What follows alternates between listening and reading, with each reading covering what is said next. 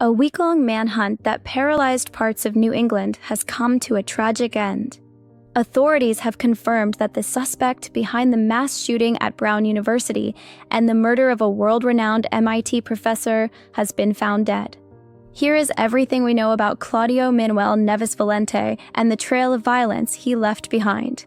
The violence began on Saturday, December 13, 2025, at Brown University in Providence, Rhode Island.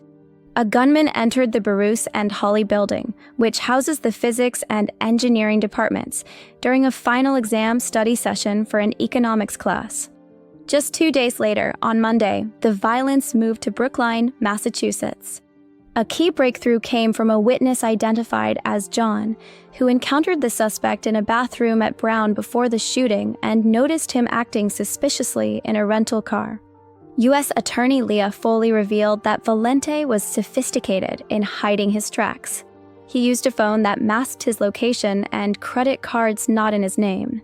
Despite his efforts, police traced a gray Nissan Sentra with Florida plates that Valente had rented in Boston on December 1st. Security footage captured the car near Brown days before the shooting and later near Professor Loureiro's home in Brookline. After the Brookline murder, Valente was seen on video entering a storage facility in Salem, New Hampshire, wearing the same clothes he wore during the crime. Claudio Manuel Neves Valente was found dead by suicide in the storage unit in Salem, New Hampshire. A satchel and 2 firearms were found with him.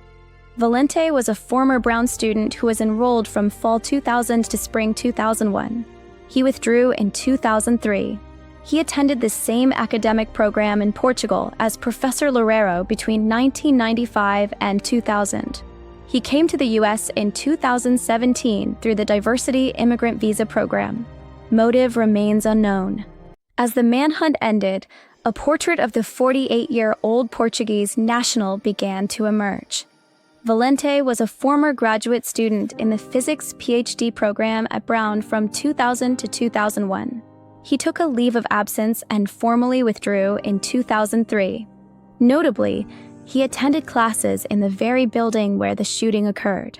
Valente and Professor Loureiro were both from Portugal and attended the same university in Lisbon, Instituto Superior Técnico, between 1995 and 2000.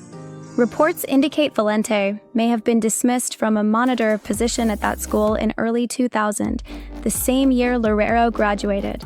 Valente had been living in Miami, Florida, after entering the U.S. in 2017 through a visa lottery program.